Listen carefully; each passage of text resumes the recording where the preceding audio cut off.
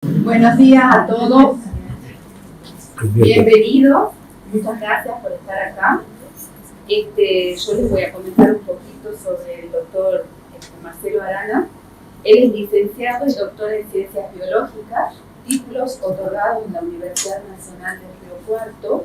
Actualmente es profesor adjunto del Departamento de Ciencias Naturales de la Facultad de Ciencias Exactas, Físico-Químicas y Naturales de la Universidad Nacional de Río Cuarto. Es de CONICET y docente responsable del doctorado en Ciencias Biológicas en la misma institución. Es docente en la Diplomatura Superior en Enseñanza de Prácticas Experimentales en Ciencias. Miembro del Grupo de Especialistas de Plantas de Sudamérica Templada, UICN, en la Comisión de Supervivencia de Especies. Cuenta con numerosos proyectos de investigación. Entre los más recientes se destaca Flora Vascular de la República Argentina, Flora do Brasil, Sistemática, Biogeografía y Filogeografía en familias de plantas vasculares de América del Sur, con énfasis en la flora argentina y flora del Paraguay. Posee numerosos artículos, libros, capítulos de libros y catálogos científicos publicados en revistas nacionales e internacionales, además de numerosos materiales didácticos. El doctor es miembro del comité editorial de Lilloa, Ópera Lilloana, Miscelánea y Serie Conservación de la Naturaleza de la Fundación Miguel Lillo, Folios Relatos Botánicos de la Sociedad Argentina de Botánica, Checklist, el Journal de Biodiversidad Data de Brasil, además de ser revisor en numerosas revistas especializadas, nacionales e internacionales. Ha participado en un sinnúmero de eventos científicos, conferencias y talleres a nivel nacional e internacional. Obtuvo becas de movilidad docente internacionales. En relación a los recursos humanos, fue director de tesis, becas y pasantías profesionales. Además, Marcelo es integrante de la Comisión de Seguimiento de Tesis Doctorales, Jurados de Maestría, Comisiones Evaluadoras de Trabajo Final, como así también se desempeñó en funciones de conducción académica en la Universidad Nacional de Río Cuarto. Para mí es un gusto y un honor presentarlo a Marcelo y que haya aceptado dar esta conferencia. Hemos trabajado muy bien en equipo, así que muchas gracias, Marcelo. No, muchas gracias a vos, Patricia. Realmente para mí el honor es mío poder estar aquí, trabajar con gente que uno quiere y aprecia un montón, y ser invitado a estas instituciones de gran prestigio siempre es un enorme placer, y uno quiere aprovechar el mayor tiempo posible, estar poco tiempo, que siempre el tiempo que uno está acá es poco. Entonces, con Patricia, yo llegaba de viaje, yo le voy a comentar acá, vamos a llenar un poco la parte formal. Llegué de viaje y Patricia me dice, Marcelo, el viernes a la mañana, ¿vos? Bueno, digo, no hay problema, vamos.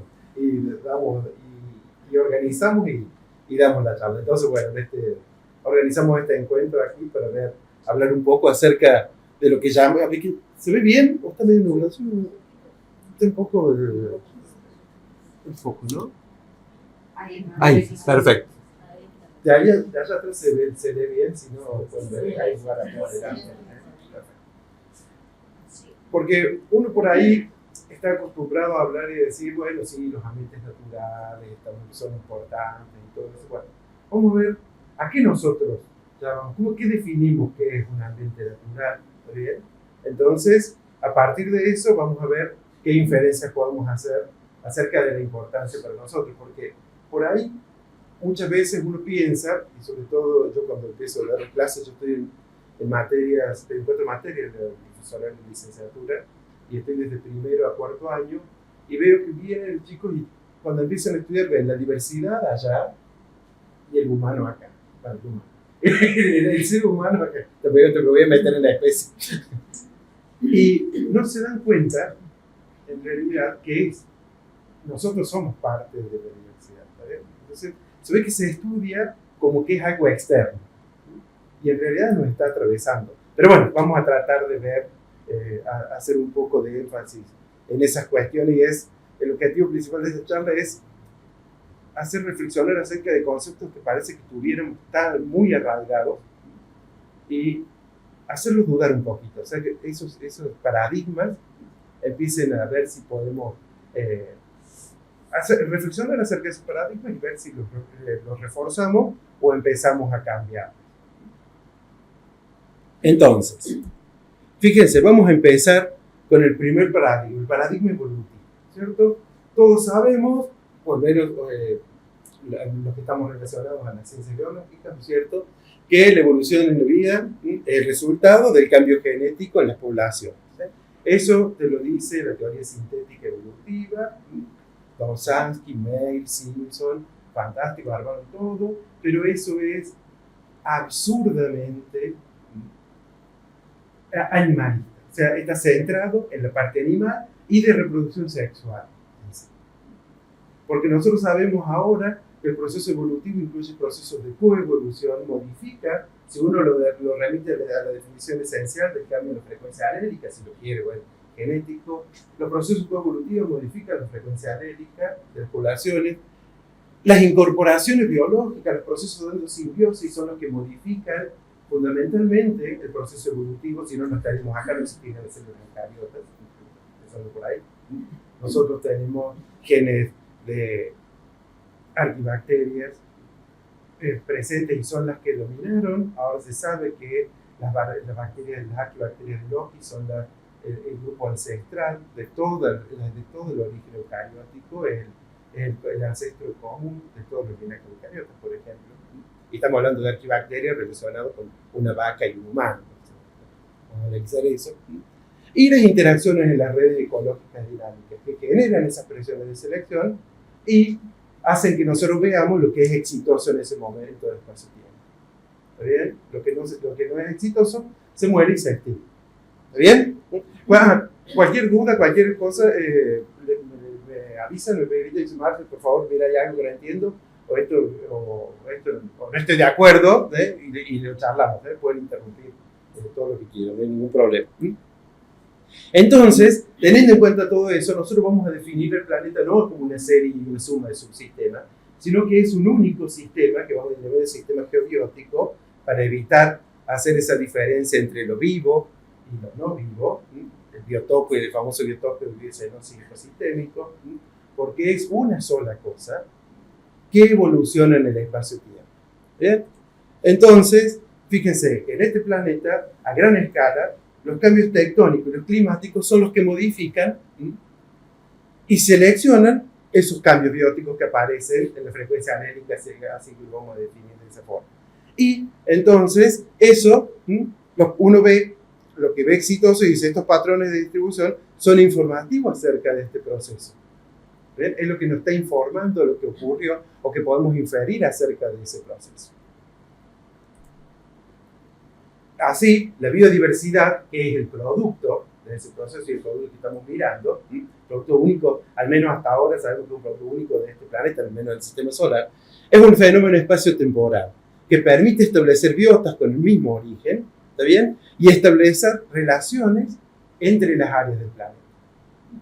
Y así explicar, por ejemplo, por qué no tenemos canguros acá. Si no, David viene y nos explica bien por qué no canguros en Sudamérica. ¿Está bien? Entonces, fíjense, esta evolución geobiológica, el proceso evolutivo no es biológico puro, el proceso evolutivo geobiológico, implica que las especies no están distribuidas al azar, no son universales las especies, sino que están integradas en biotas. Y estas biotas siempre son endémicas. Pueden ser un ultraendemismo de la punta de un cerrito o un endemismo tan grande como la región neotropical. Y el cosmopolitismo siempre es primitivo, porque o es primitivo o se debe a la carencia de estudios acerca de ese cosmopolitismo. Ya vamos a hablar acerca un poquito de eso al respecto. Entonces, ¿cómo definimos a la biodiversidad? ¿Qué es el producto de todo este proceso? Es la propiedad emergente del planeta. el todo es más que la suma de las partes, bien junguiano. Bueno, el todo es la biodiversidad. Es lo que nos refleja el proceso que genera propiedades nuevas a todos los subsistemas y la interacción que hay entre los subsistemas en un lugar determinado del planeta. ¿Está bien? ¿Qué pasa? Eso va cambiando a través del tiempo, porque las condiciones ambientales son las que van modificándose y son las que van seleccionando los caracteres que aparecen en los seres vivos. ¿Está bien? Entonces, nosotros vamos a decir que esta biodiversidad es el resultado, que es la propiedad emergente, es un fenómeno espacio-temporal porque va cambiando en el momento de espacio-tiempo que estemos. Hace 65 millones de años no tenemos la misma diversidad. La propiedad emergente se reflejaba con otras características, o sea, otra diversidad, que no es la que tenemos ahora, por ejemplo. ¿Está bien? En este lugar, si se quiere, acá en el Illo, inclusive. Entonces, ¿qué hace y qué trata de hacer la biogeografía? Y no solamente la biogeografía, sino la biogeografía evolutiva. Reconocer estos patrones de distribución. Las biotas son endémicas. Bueno, a ver, ¿qué endemismos tenemos ahí? ¿Cuáles son los patrones estos que tenemos? Y decimos por qué pasó, qué causaron esos patrones y que lo siguen causando. Porque nosotros estamos acostumbrados a hablar siempre del pasado y en realidad estamos en una fotito instantánea que se sigue modificando a través del tiempo. ¿Bien? Entonces, ¿qué hacemos? Definimos áreas monofiléticas, que son las que denominamos áreas de endemismo, ya vamos a hablar un poquito de qué es monofilética. Y tratamos de verificar y descubrir cuáles son las relaciones de esas áreas monofiléticas. Es un proceso de regionalización. Así como se clasifican los seres vivos, podemos clasificar áreas. Porque no podemos diferenciar a los seres vivos de las áreas donde están, por todo lo que hemos hablado hasta recién. ¿Está bien? ¿Para qué? Para determinar este escenario geobiótico evolutivo que tiene el planeta. Que como toda buena clasificación, ¿está bien?, debe ser explicativo, robusto y estable y predictivo. Y para eso, lo que necesitamos tener son, para que una buena clasificación biológica sea robusta, estable, predictiva, debe centrarse en taxones monofiléticos. Le voy a agradecer mucho a Kenny que haya dicho eso. Entonces, para las áreas es exactamente lo mismo, igual. Y entonces, eso es lo que vamos a denominar áreas naturales. Unidades de endemismo con un origen único. ¿Está bien? Cuyos descendientes comparten ese origen. ¿Está bien? Eso lo vamos a hacer a partir de homologías, como lo hacemos en la clasificación de los seres vivos, que por ejemplo, bueno, lo puse por las dudas que alguien no lo entendiera, son las características compartidas que derivan del grupo ancestral e identifican y caracterizan ese grupo. Por ejemplo, ahí el clásico siempre lo hacemos morfológico y el clásico ancestral de tetrápodo, cómo se diversifica, se modifica la estructura, pero la estructura tiene el mismo origen, puede tener o no la misma función, y eso es lo que hace delimitar a que todo tetrápodo sea monofilético. ¿Está bien? Para las áreas es exactamente lo mismo. Partimos de datos distribucionales. Está muy chiquito y no se ve. Bueno.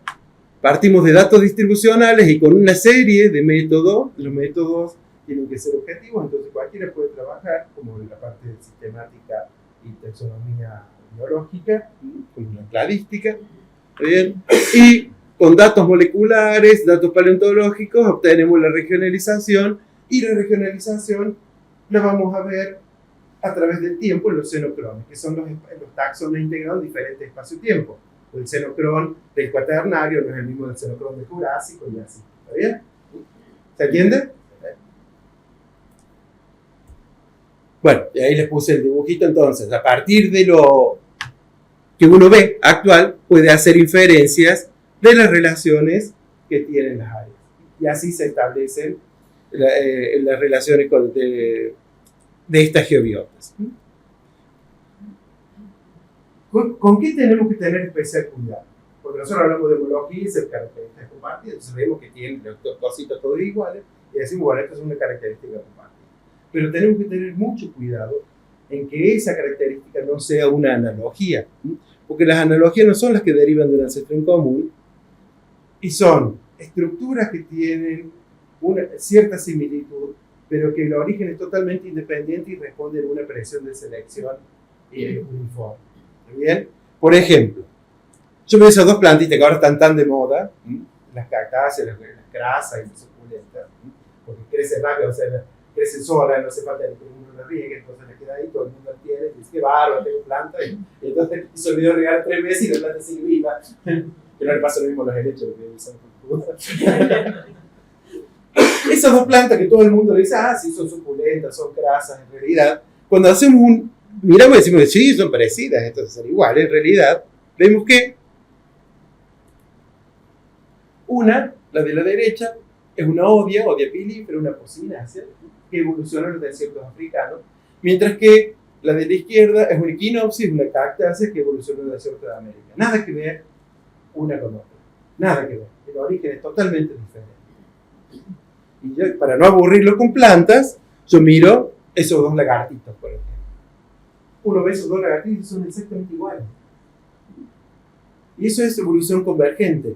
Plestiodon, Cíncido y Micrabepharus son dos lagartitos, uno del desierto mexicano, uno del desierto peruano. Y la presión de selección está en uniforme, que la de la biota responde de una forma que parece igual, pero no tienen el mismo origen. Y eso mirando características morfológicas. Si miramos características comportamentales, yo quiero ver la forma de enrollar el cuerpo, por ejemplo. Y voy a agrupar desde bichos bolitas hasta trilobites ahí. O inclusive mamíferos, si quiero. ¿Está bien? Entonces eso es una analogía y hay que tener en cuenta, hay que tenerla muy en cuenta, porque esas analogías son las que tenemos que eliminar de nuestro sistema de clasificación. Y de nuestro sistema de clasificación es nuestra taxonomía. Y la taxonomía, no nos olvidemos nunca que la taxonomía es la síntesis del conocimiento completo que yo tengo del organismo o el taxón al que estoy haciendo referencia. Porque todo eso se resume en una o dos palabras. Por eso es tan importante la taxonomía. No porque sea taxónomo, no quiero implementar, pero eso es taxonomía. No es el criterio, no es el que yo me tomé 3 whisky y le cambié el nombre de una planta o un organismo, sino que tiene todo un fundamento. Y tan vapuleada que está últimamente la taxonomía. Ahora salió un artículo antes de ayer en donde habla de que hay que eliminar todos los epónimos existentes de la nomenclatura, porque hay epónimos que son Hitler y le dan honor a Hitler, que fue en la época, y se armó una discusión terrible, porque dice, bueno, elimina América. A Bush también hay un par de dedicatorias. A Trump hay dedicatorias, a Bush. Elimina América. América es un epónimo. Es de Américo Vespucio. Elimina Magnolia. Elimina Magnolia. O sea, si vos querés eliminar Darwin, porque Darwin, si uno ve con todo lo que yo para mí es uno de los grandes ídolos que tiene la biología, Darwin, cuando hablaba de los nativos de Tierra del Fuego, yo les recomiendo que lean lo que hablaba de los nativos de Tierra del Fuego y trataba casi como animales. Que uno tiene que ubicarse en el contexto histórico cultural, no puede obviar eso. Entonces, bueno, esos son los ataques que se le hace a la taxonomía desde el ámbito no taxonómico, porque es un ámbito ecológico, y no entienden de dónde viene todo eso. Por eso es tan importante que uno tenga claro que la taxonomía es la síntesis de todo el conocimiento. Y en general se pone en honor a tal, bueno, es como todo, ¿no? Hay personas que le ponen uno en honor a Bush, por ejemplo, o un género en honor a un género de leche, en honor a una cantante norteamericana que es Gaga, por ejemplo, y un género que es Gaga, que si uno lo asimila en castellano decía eso casi un insulto, si le ponen un latín. Entonces, pero bueno, hay que entender esas cuestiones. Y esto, que yo lo estuve mostrando con seres vivos, lo podemos seguir extendiendo, lo que hablábamos a la geobiología. Miramos estos dos ambientes. ¿Qué me dicen? 2 desiertos. Sí, clarito. No puedo simular, pero espectacular. Fíjense, esos 2 desiertos, el de aquel lado es de Arizona, de la provincia sonoreana en la región neártica, mientras que el otro es el distrito de la Prepuna en la provincia del Monte, en la región neotropical. Nada que ver, nada que ver. Desde el Jurásico están separados estos ambientes. Entonces, tengamos que tener en cuenta que la homoplasia, o las analogías, vamos a ver con analogía, no quiero estar por ahí unos términos más técnicos, las analogías pueden ser morfológicas, comportamentales y ambientales. Entonces no podemos, tenemos que tener en cuenta, si estamos de acuerdo con que hay geobiotas, bueno, debemos establecer las homologías de ese geobiota. O sea, el área del DEN. ¿Cuáles son los procesos que van a modificar la distribución de los organismos así rápidamente para hacer un repaso? Bueno, el más fácil de conocer es la extinción. Nos morimos todos y ya está, como le pasó a los tiranosáuridos. Ahora voy a hablar de tiranosaurios, no voy a hablar de dinosaurios, porque dinosaurios sabemos que tenemos vivos. ¿viste? No. Y el proceso de dispersar, que le encanta a la gente, porque es muy intuitivo. Y fíjate, a partir de Darwin, Wallace y hasta Meyer, ¿no? Esto dice, ¿qué pasa? Esto es, las especies tienen un centro de origen que a la parte moderna, pues no le van a decir, bueno, no le digamos centro de origen, porque si no es asimilable al jardín del Edén, llamémosle área ancestral, que es exactamente lo mismo. Un área donde se eligen los taxones y de ahí se distribuyen y van colonizando las otras áreas que parece que eran páramos y no tenían nada.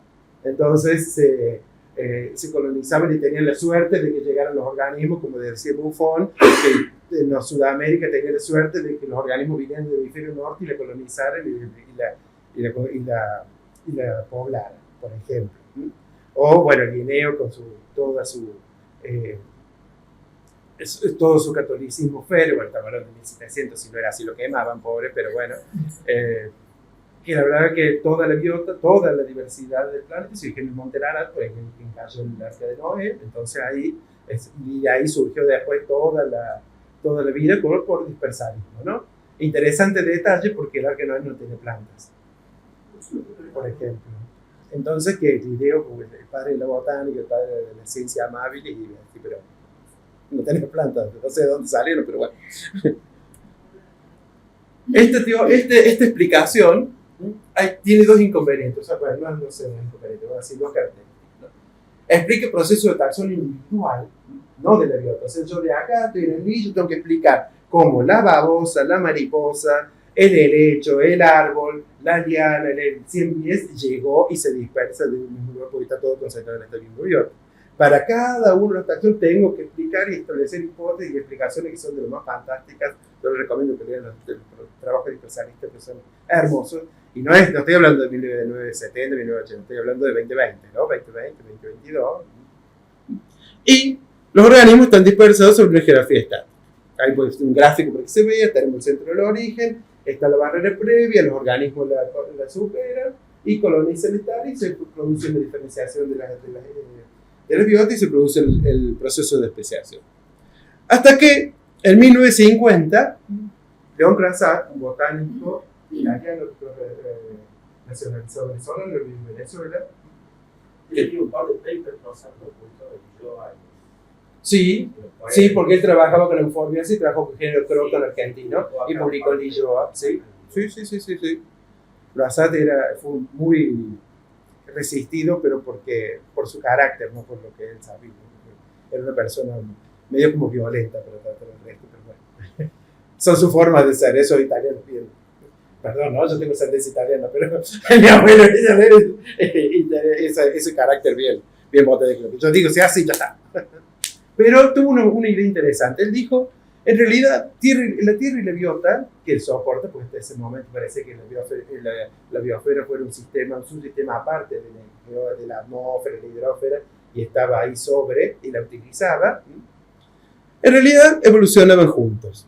O sea que las barreras que separan estas biotas evolucionan en conjunto con esas biotas. Entonces ahí empezamos a claro, la está afectando, entonces es parte de un proceso. Entonces, bueno, ahí les puse un ejemplito, tenemos una especie distribuida en una isla, se produce una fragmentación por un movimiento tectónico o lo que sea, y me produce la fragmentación de la biota que hay ahí, y se produce la diferenciación en especies. Que puede aparecer otro canal o una cadena montañosa, e inclusive una biota puede atravesar la barrera y colonizar. ¿Está bien? Entonces, ¿qué pasa? Acá vemos, ya tenemos dos características. Acá explicamos procesos de biotas completas, porque la esencia es la placa donde está sostenido, el área. el objeto, lo primordial es el espacio, no la forma, no la biota, sino el espacio donde está. Y los organismos se dispersan sobre una geografía dinámica. Entiende que el planeta está en constante cambio y la biota, eso genera respuestas que se traducen en la propiedad emergente, que es la biodiversidad. Si uno lo ve a esto, parece que fueran dos procesos totalmente antagónicos. Uno, en la dispersión, la población ancestral, ya están las barreras, esta supera la barrera y hay una diferenciación. La otra, está la población ancestral, aparece la barrera y hay una diferenciación subsecuente. La biogeografía evolutiva, a partir del 2009, estoy hablando de años, o sea, muy reciente, 2009, decimos que en realidad son todas etapas de un mismo proceso vital. ¿Cómo lo hacemos? Bueno, fíjense, si aparece una nueva especie de una distribución muy restringida por el proceso que sea, ¿no? Estos individuos empiezan a expandir, estas poblaciones expanden su área de distribución de acuerdo a la interacción que tienen con el ambiente y empiezan a expandir y a aumentar el área de distribución.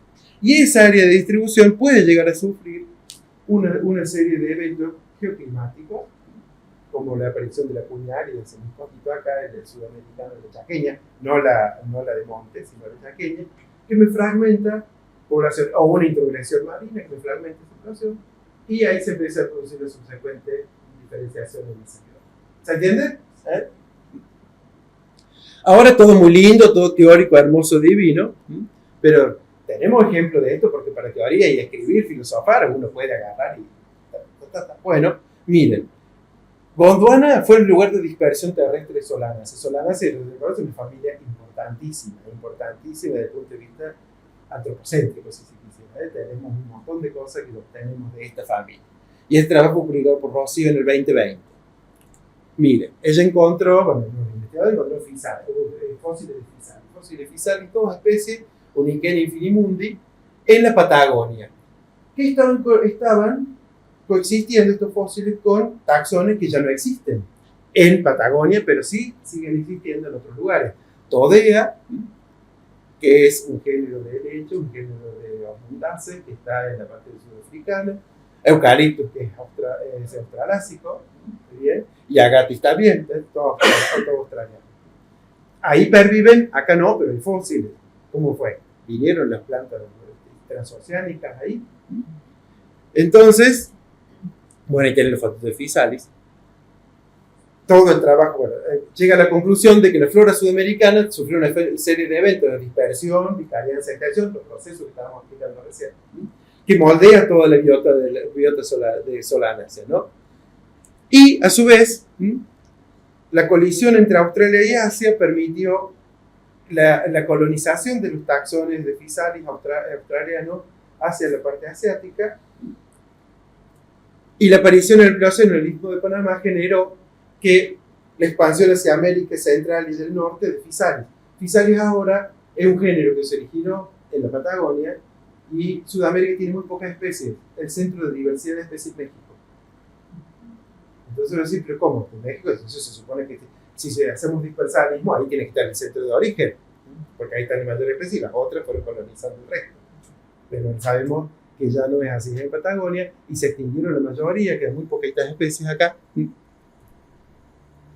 Y esa distribución mexicana, australásica, la explicaron los trabajos hasta el 2020 por 20 eventos de dispersión transoceánica de Physalis, que si lo ven en la fotito, Physalis es una valla que si está en agua salada, imagínense lo que pasa una valla en agua salada, se deshidrata totalmente, las semillas se deshidratan. Bueno, rieguen una planta de tomate, es un pariente de Physalis, riéguenla con agua salada y van a ver qué le pasa a la plantita. O pongan semillas y después van a ver si germina, digamos, con la concentración de sal del agua de mar, ¿no? Entonces, hay que entender un poquito el ambiente para tratar de explicar a los seres vivos. ¿Se entiende? ¿Sí?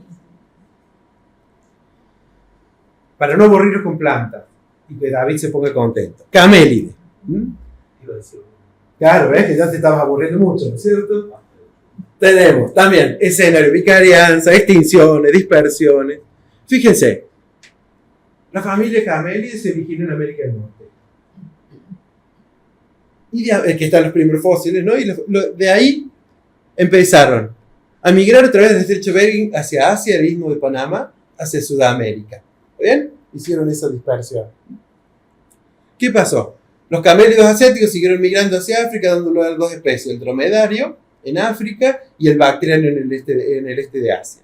Y Hemiauquenia, arriba de Sudamérica, por vicarianza, originó los linajes Lama y Vicuna, que son los linajes de camélidos que tenemos. Esta es una explicación mucho más sencilla, mucho más parsimoniosa que los eventos de dispersión transoceánica fantásticos que tenemos de camélidos. ¿Eh? Camello nadando por todos lados para llegar acá. Pero ojo, ¿no? Y encima, planetas donde se originaron, donde se originó camélido, se extinguieron en el Pleistoceno.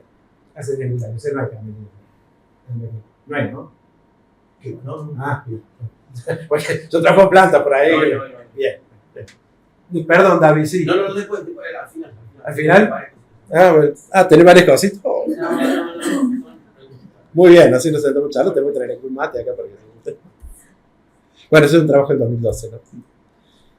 Ahora, todo muy bien. Demostré unas pruebas de que existe todo lo que uno está hablando y está tratando de integrar. Es decir, bueno, ¿cómo hacemos el proceso? Porque no es que uno se siente y es un iluminado y hace las cosas. Hay métodos para hacerlo, ¿no? Bueno, el primero es el reconocer las biotas, o sea, reconocer las áreas de endemismo, que es fundamental. ¿Está bien? ¿Qué es? Es la superposición de especies de distribución restringida. Por ejemplo, en esa área tenemos todas esas especies, puse un fondo de un montón de linajes distintos, desde escarabajos, pájaros, langostas, licofitas, hasta plantas con flores, que tienen una distribución exclusivamente en esa área, ¿no? Entonces, ¿cómo explicamos esta congruencia espacial? Por los procesos evolutivos a largo plazo y ecológicos a corto plazo, que me integran ese bioma. ¿Y por qué definimos las áreas de endemismo? Porque el endemismo es fundamental. Tiene valor ecológico, distribucional y evolutivo del área que me estoy haciendo. Es la propiedad emergente del área que yo estoy mirando. Es la característica. Yo quiero ver un organismo y le veo si la patita es así, si la alita no sé cuánto, o si la flor tiene esto. Para el área, esos caracteres son los endemismos, las especies que yo tengo ahí. Tenemos la área de endemismo, vemos si esa área de endemismo que yo supongo, homóloga al principio, la voy a corroborar en sismología, ¿con qué? Con la cladística biogeográfica. La biogeografía cladística, perdón. ¿Qué hace? A partir de la filogenia de los seres vivos, superpone con áreas y resuelve esos cladogramas y obtiene los cladogramas resueltos de área o los cladogramas de área que me da la secuenciación de fragmentación y relación entre las áreas. Entonces, la homología primaria que yo tengo con una congruencia espacial la corrobora con las filogenias de lo que tengo. Ojalá tuviera la filogenia de todo, no lo tenemos, pero bueno, a medida que lo vamos teniendo, vamos afinando los límites entre las áreas. ¿Está bien? Por ejemplo, Cyathea, que es un helecho arborescente, sabemos que la divergencia entre las especies australásica y sudamericana se dio en el Cretácico, hace entre 80 y 50 millones de años, debido a la vicarianza entre esas masas continentales. Lo que antes estaba explicado por la dispersión transoceánica de helechos arborescentes. Ahora sabemos que no, que fue así. Entonces, fíjense que eso ya me está dando idea de que Australia y América estaban relacionadas en algún momento. Ya le dije la Solanaceae con Physalis, ahora le digo Cyathea, bueno, le estoy metiendo así de a poquito, medio como subliminalmente algunas cositas. Bueno, ahí está para marcar el linaje, ¿no? Otra familia, unas plantas con flores, dejémonos los helechos para no aburrir, vamos a hacer a los panerogámicos para que si no se me enoje Eva. Corciaceae, dos géneros, Corcia y Aracnitis, se produjo en el Paleoceno la vicarianza entre las masas continentales que habitan, ¿no? Y Aracnitis uniflora, que es una especie que está en Patagonia y en las yungas bolivianas, en la parte alta de las yungas bolivianas. ¿Sí? ¿Cómo puede ser que esté así? En los bosques andinos patagónicos, no en toda Patagonia, sino en los bosques, y ya está. Bueno, en realidad la población no es continua, y están los fósiles que damos, pero la fragmentación y el levantamiento de los Andes generó vicarianza ecológica, porque se identificó esa área, que es la provincia del Monte, y me fragmentó esas poblaciones. Pero esta no evitó 10.000, 11.000 años, que para el planeta es hoy, antes de depender de la computadora, de que todavía no ha generado la diferenciación de la población. Al menos morfológicamente, molecularmente no lo sé. Arañas. Entonces, ya que estaba planta con flores, helechos, arañas, las arañas de arena, Sicarius, acá y Exophthalma en África. Vieron que estas especies, que estaban todas como sicarios, eran de grupos distintos. Entonces, cambiaron toda la taxonomía porque tenían que reflejar la historia evolutiva. Estimaron la divergencia usando los fósiles y bueno, hace 100 millones de años que se separaron los linajes. Son arañas viejitas.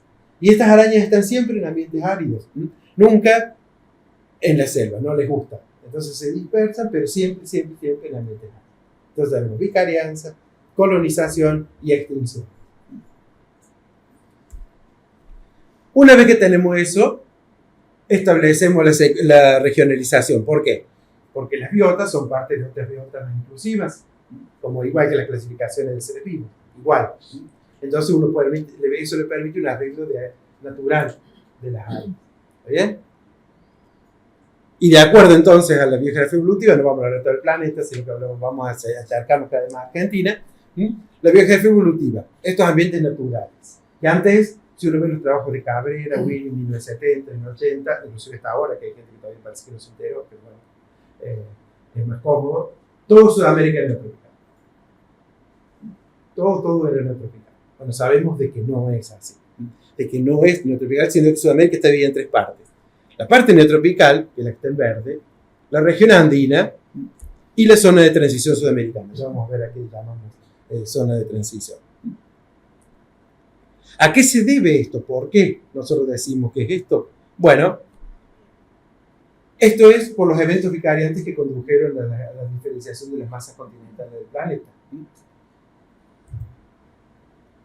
Fíjense, en los eventos que fragmentaron las masas de Pangea, que se fragmentan en dos partes, la Eurasia y Gondwana, la Eurasia Norte, Gondwana Sur, y Gondwana se fragmenta en dos, hasta el Jurásico, Gondwana tropical por un lado y Gondwana templada por otro, y me produce los tres reinos biogeográficos que en la actualidad reconocemos. El reino holártico, el reino holotropical y el reino austral. Y a su vez, durante el Cretácico temprano, hace 140 millones de años en adelante, se siguen fragmentando esas masas y me generan, la Gondwana tropical se fragmenta en tres, la neotropical, el etiópico, el oriental, que son las regiones que se reconoce, el reino de la categoría son reinos y regiones de segunda, sería como división filum para los seres vivos, y la Gondwana templada es la región del Cabo, la australásica, antártica y andina. Y, ahí vemos que ya tenemos neotropical y andina. Sudamérica tiene origen compuesto. Tenemos dos partes que están unidas ahí. Los eventos dispersivos, no nos olvidemos de los procesos que tienen los seres vivos para moverse. A partir del Cenozoico, hace 60 millones de años, me genera la conexión entre la región neotropical y la región andina, y eso es lo que me genera lo que está remarcado en rojo, que es la 4, que eso me genera la zona de transición sudamericana. Como verán, hay 6 zonas de transición mundiales, que pertenecen a 2 lugares, a 2 áreas, tienen individuos de 2 áreas distintas, pero a su vez están pensando en formar identidad propia. Nosotros, por ejemplo, nosotros les voy a dar un ejemplo, una analogía que yo siempre digo, y por ahí los chicos cuando lo digo en clase me miran como diciendo se fumó algo. Yo digo, nosotros que somos mamíferos, reino animal, y a cada quien se le va a ocurrir debatir eso. Pero yo digo, no, vos sos antibacterias. O las plantas en realidad son del reino bacteriano. ¿Por qué? Si vos ves los linajes de cloroplastos, son todos genes bacterianos. Es más, se sabe que son la mitocondria es nuestra. Son alfa-proteobacterias, están íntimamente relacionadas a eso. Y las antibacterias. Entonces somos compuestos. Lo que pasa es que el tiempo de evolución que nos llevamos ya nos ha permitido diferenciar. Pero no nos tenemos que olvidar nunca que somos compuestos. En esto pasa exactamente lo mismo. Igual, a otra escala. A una escala de área. ¿Está bien? Y bueno, ahí el gráfico, para que se entienda un poquito mejor, vemos que Cuando empieza a separarse, vemos que la región neotropical tiene más conexión con la parte africana que con la Patagonia. La Patagonia no tiene nada que ver con nosotros en Tucumán, por más proximidad que tengamos. Es decir, pero Tucumán está más cerca de África, del Congo. Bueno, pero el Congo tiene más relación con Tucumán que Tucumán con Ushuaia o Tierra del Fuego, evolutivamente. Entonces, la proximidad no da idea de parentesco, digamos. No porque sea vecino hubiese pariente. Y encima, si teníamos ya la parte neotropical y la andina separada, en el Cretácico se produjo una introgresión marina enorme en Sudamérica, que se denomina el Mar de Salamanca, que ya von Jheringen en 1900 la reconoce mirando la biota de moluscos y la denomina Arquiplatearca Amazonia. Y esa fue tan grande y tan drástica esa introgresión marina que cubre, miren, todo lo de Sudamérica. Esto es un mapa hipotético, pero es bastante aproximado con todos los datos, lo va a hacer gente que trabaja para eso, no yo precisamente. Pero provocó la vicarencia, está demostrado que esa introgresión marina provocó la vicarencia en titanosaurios saurópodos, en bichos inmensos. No estoy hablando de que, voy a decir la vicarencia de una babosa, digamos. Vicarencia de animales muy grandes, con poder de movilidad bastante importante. Y generó, eso fue publicado en el 2020. Entonces está demostrando que esa introgresión ha generado y permitió a su vez una fragmentación aún mayor, una separación aún mayor entre la parte neotropical o Arca-Amazonia y la parte andina o arquiplata de von Jheringen. Entonces, una vez que tenemos y delimitamos los ambientes naturales, ¿cuáles son estos ambientes naturales de Argentina? Bueno, tenemos 16 provincias biogeográficas, 16 áreas de endemismos estándar, digamos, provincias biogeográficas que tienen el mismo nivel que especie para las clasificaciones biológicas. 6 de la región neotropical, 6 de la andina y 4 que pertenecen a la zona de transición sudamericana. Es decir, 4 que son neotropicales, 4 que son andinas, pero están en contacto y tienen biota de los dos. ¿Está bien? Rápidamente, para ver algunas características, la región neotropical, bueno, está el reino neotropical, ahí está el mapa de Gondwana, en la porción oeste de Gondwana, y es la región, caracteriza la especie endémica emblema de la región neotropical, Panthera ónica. Esa es la especie que está distribuida en todo neotropical, que tiene otro origen encima. El género Panthera tiene un origen asiático. Pero esta especie, la vicarian se reprodujo y colonizó, y es la especie característica de toda la parte neotropical. Nosotros somos tan privilegiados que no nos damos cuenta. Y más ustedes, no yo que estoy en la Pampa, sino en la parte de Yunga. Esta región neotropical, que ahí está el mapa, que le hice el mapita para que vean que le saqué toda la parte andina, para que no vean que no tiene nada que ver. Fíjense, tiene más especies de plantas vasculares, mariposas, anfibios y serpientes que África tropical y Asia tropical juntas. Imaginen la diversidad que tenemos acá. Y más en esta parte. Por eso ustedes realmente son unos privilegiados. Siempre cuando vengo acá les digo, chicos, ustedes realmente tienen el privilegio, lo tienen acá. Yo tengo que viajar más de 200 kilómetros y ustedes salen y toman un colectivo y los dejan en Sacaler y están metidos en esta diversidad. ¿Qué es? Bueno, todo esto es producto evolutivo. Fíjense, trabajos del 2021-2022. Historia geológica, heterogeneidad de hábitat, cambio climático, interacciones biológicas. Esta región neotropical, bueno, para ver algunas características, pero hacemos un pequeño viajecito, nos tomamos un taxi, vamos a ver un viajecito por las áreas de endemismo rápidamente. Yungas, bueno, no voy a hablar mucho de Yungas, porque no saben más ustedes de Yungas que yo, así que no les voy a comentar mucho. La especie característica que pusimos de Diplasio lilloy, que es la del flyer, que la eligió Pato, por el Pato me puso a mí, tendría que haber sido el hecho solo, pero bueno. Y acá, en Yungas, coexisten especies de diferentes orígenes biogeográficos. Tenemos taxones endémicos, como ya vimos, neotropicales que relacionan Yungas con la selva paranaense, y está el trazo generalizado, que es uno de los métodos para establecer la homología primaria, que es la paleografía. Y esto hace que nos diga que la Paranaense y la Yunga estaban conectadas. Sí, estaban conectadas. En realidad, ese fragmentado sufrieron vicarianza por la aparición de la comunidad y la Chaqueña. Y los ríos Bermejo y Pilcomayo son los que todavía mantienen esa conexión todavía parcial entre esas biotas. Y bueno, además no quería dejar pasar que le puse Diplacium lilloy por el epíteto que tiene, hablando de epónimos. Es un honor que le haya puesto la especie típica de Yunga en honor a Lillo. Eso lo hizo Hicken, porque Lillo le mandó el ejemplar y Hicken lo determinó como, bueno, Nefrodium lilloy, pero el género actual es Diplacium.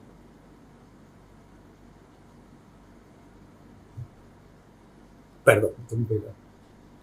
Yunga tiene 3 distritos. Si hay una provincia que está presente en Tucumán, le hago un poquito más de énfasis para que podamos charlar un poco más. Las selvas de transición, que son las selvas de Palo Blanco en el norte y Sevilla en el sur, y tiene una transición con ambientes chaqueños, como endemismos característicos, les pongo Echeveria saltensis y Corridora petracina. Siempre trato de poner bichitos muy serios, totalmente diferentes, pero que hacen lo mismo. Estamos hablando de biotas en realidad, no de un solo original. Y los peces que tienen acá en Yungas, hablando de el río que quisimos ir a patrullar y no pudimos porque crece monstruosamente, crece el río, se llevó en medio camino. Los peces que tienen en Yungas, la vicarianza ecológica que hay entre los peces, que son las mismas cuencas, la base de cuencas que después ponen el Pilcomayo, el Bermejo y toda la cuenca del Paraná, ¿no? Y la cuenca del Plata. ¿Qué pasa? Vienen en un basamento cristalino, o sea, rocoso, caen a la llanura chaqueña y se transforman. Las condiciones ecológicas son tan diferentes que uno puede decir, el pez en realidad nada, el agua va nadando y crece por todos lados, y estamos hablando de, bueno, el río cuando crece acá son muy grandes, sino los ríos pequeños, pero comparar con el río Cochuna o el de la Carrera del Soso con el Paraná, por ejemplo. Pero la vicarianza que produce es tan grande que la biota acuática de Yunga no tiene nada que ver en menos de 1 kilómetro con la biota chaqueña. Nada que ver. Y lo interesante es ver en esta selva de transición qué está sucediendo con esa biota. ¿Cuál es el contacto que hay? Bueno, la selva montana, que es la yunga típica, la selva lluviosa, hay como endemismo la Ocotea porfiria, que para ver el tamaño, bueno, no voy a decir, para otra foto, porque gente no conoce yunga, pero ahí estoy yo para que vean el tamaño de los endemismos. Y los bosques montanos que están en la parte alta, que como endemismo puse una especie de hongo que fue con una amiga Miriam Catania, Trichospora militares, y una variedad de tilancia que fue escrito por Hugo Gallarde, un botánico de aquí del Lillo, que falleció hace poco, tilancia mórica. La selva paranaense, la que está muy relacionada con la yunga. Miren el mapa de Misiones. Hay un hueco, ya vamos a ver qué es ese hueco. Fíjense, son las selvas paranaense, además de la vicarianza producida por la cuña chaqueña con las yungas, tiene una vicarianza ecológico, ambiental, geográfico importante, porque las yungas son selvas de montaña y la paranaense es selva de llanura. Son selvas multistratificadas, pero de llanura. Y corresponden a la provincia biogeográfica paranaense también los matorrales y las sabanas de pastizales, que es el distrito de los Campos, que llega hasta el noroeste de Corrientes. ¿Por qué? Está dentro de lo mismo, porque la idea de biota es la misma, pero está condicionado por la capa rocosa del sur. La capa rocosa en el sector sur, que es el noroeste de Corrientes, está muy alta y hace que los árboles no puedan perdurar. Solo quedan los árboles aislados de especies que sí son bien paranaenses. Bueno, como endemismos acá, bueno, lo hablé aquí, tenemos el herecho, yo siempre les pongo para el herecho para el coranífero de Lesota, y a otros yararaca, para que vean. Trato de poner, bueno, les dije, seres vivos totalmente distintos que hacen lo mismo. Si yo tengo que explicar por dispersalismo cómo una serpiente y un helecho llegan ahí, o están ahí, ya es más difícil que decir, estaban juntos y se fragmentó. Los esteros de Ilibera, es un área de mismo propuesta en el 2021, y en general se descubrió que taxones de plantas, taxones de animales vertebrados y taxones de insectos se han especiado, realizaron un proceso de especiación en esta área y tenemos géneros y especies de todos los linajes que me delimitan esta área de endemismo, que fue propuesta ahora en 2021, hace poquito. ¿Sí? ¿Está bien? ¿Qué pasa? Esta provincia tiene un pequeño inconveniente, tiene mucho efecto de borde, es infinita y larga en realidad. Entonces la biota que está a los costados hay un intercambio muy muy grande, pero eso no le impide generar endemismo y generar especiación propia, tener una historia en común entre todos los linajes que están ahí. Y ahora hay un trabajo que salió el año pasado de Victoria, la revisión del género Victoria, los iruperas, las hojas redondas esas flotantes, que antes era todo Victoria amazónica, en el que se sabe que ahora Victoria cruciana es una especie especialmente endémica de esta provincia. Y Victoria amazónica no tiene nada que ver con esta, sino que la pantanalense está más cercana a esta que amazónica. Por eso toda esta historia evolutiva está reflejada en la taxonomía, por eso la taxonomía sintetiza toda la información. Yo entendiendo el nombre, entiendo todo lo que pasa con ese nombre. Ahí está el huequito que faltaba en Misiones, los bosques de Araucaria. Estos bosques de Araucaria se formaron antes de ayer. Los endemismos, bueno, son la Araucaria rustifolia y el conudito de los pinos, por ejemplo, son los típicos, que es un proceso coevolutivo, viven juntos, son inseparables. Y aparecieron, ya se sabe por fósiles que esta provincia apareció hace 6.500 años. Nada, es un ambiente terriblemente nuevo. No es como Yunga, pero es mucho más nuevo. El Chaco, uno de mis preferidos. Por más que yo trabaje con la leche, y no hay muchos, pero Chaco es lindo, ¿no? Chaco son bosques caducifoliocéricos, le hago como está acá, fíjense que casi la mitad de tu comunidad chaqueña. ¿Querías preguntarme algo? Perdón. De Esquinopsis, Aspidospermia y los algarrobos, ¿no? La Estuma alba, la Estuma nigra y los palmares, ahí tenemos un aspecto de la vegetación. Esos palmares están más en el centro del Chaco, son palmares tritrinax. Como endemismo, puse dos plantas, Libilibia y Cordovia. Cordovia lo puse porque, bueno, el nombre da para que no se olviden de dónde vengo. Y el género Lepidobatrachus. El Lepidobatrachus es un género de anfibios endémico de la parte chaqueña. Y se formó esta provincia, que también no es nueva como el bosque de la ópera, pero es muy nueva, porque se formó a partir del proceso del mar paranaense, después del Mioceno tardío. Entonces, este retroceso que estaba unido a otro mar allá en la parte del noreste de Brasil, cuando retrocedieron, me formaron toda una unidad que es la cuña árida chaqueña, y estaba muy relacionado a la parte del cerrado brasileño. Cuando se forman los Andes, se produce el levantamiento del plato, donde está el cerro brasileño, y eso generó una vicarianza entre lo que es el cerrado y lo que es el Chaco, lo que conocemos como Chaco. Ese Chaco tiene 3 distritos: el occidental, que es el que tienen ustedes aquí en Tucumán, que son los bosques con predominios de quebracho; el oriental, que es el húmedo; y el distrito chaqueño serrano, que está en las serranías de Córdoba y San Luis, que son los bosques Equinopsilorensis, el molle, el coco y los arbustales de Baccaris alguini y Acanthostiles. Y como endemismo tenemos nuestro Liabum, y aves como Semoricio patagónica. La provincia pampeana. La provincia pampeana, que de ahí vengo yo, son, por si no lo conocen, bueno, tiene ese aspecto: sabanas y bosques célicos muy relacionados al Chaco, pero con ausencia de Esquinopsis. No está el género Esquinopsis en la pampa. Y bueno, tenemos otras especies dominantes: el tal, el chañar y los otros algarrobos, el algarrobo blanco y el caldero.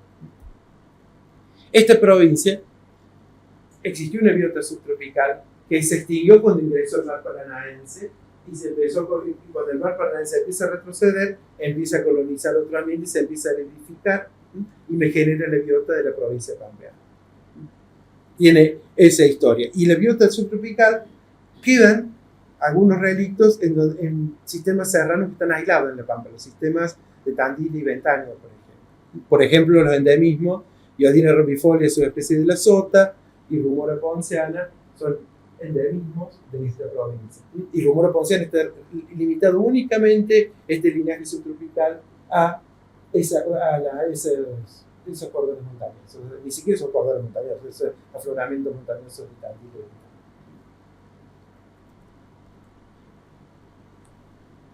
Uno dice, bueno, todo bárbaro, qué sé yo, pero los nuevos trabajos van apoyando esto, te dice que es así. Bueno, Agostina Sassone, no sé si la conoce, una chica que trabaja en monopostilidora con Marilyn Dasser, muy buena persona. Ella hizo un análisis del género Gifeion. Antes tenían ustedes especies de Gifeion en Tucumán, ahora no los tienen más. Porque delimitó que Gifeion es un género endémico de la provincia de Pampeano.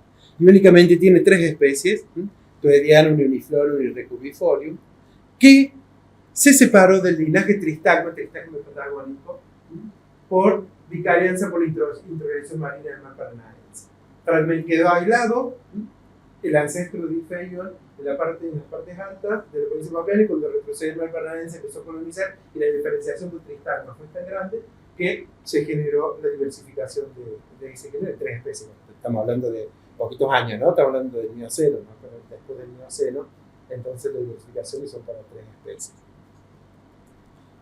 La zona de transición sudamericana, que se formó a partir de los Andes, está íntimamente relacionada a la formación de los Andes. Bueno, es una barrera geoclimática que favorece más la vicarianza entre la neotropical y la andina, y a su vez también permite una mezcla biótica. Por eso es una zona de transición, de lo que hablamos de los eventos dispersivos, ¿no? El bicho no se queda quieto, sino que el organismo está tratando siempre de ir colonizando ambiente, ¿no? Por solo competencia. Y además tienen endemismos propios, ¿no? Bueno, lo de la historia de los Andes ya lo dije.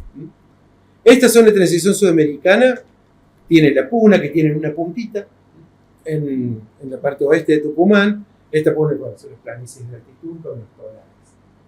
¿Bien? Y acá confluyen biotas de distinto origen, y en realidad la Puna está muy relacionado con el páramo, con las provincias del páramo de Sudamérica. Bueno, como endemismo hay un helecho, ahí está la Puna, pero los helechos siempre son húmedos. No, en la parte árida también hay helechos y son muy, muy interesantes de estudiar. Plantas con flores y el género Vicuna. El género Vicuna es endémico de la Puna.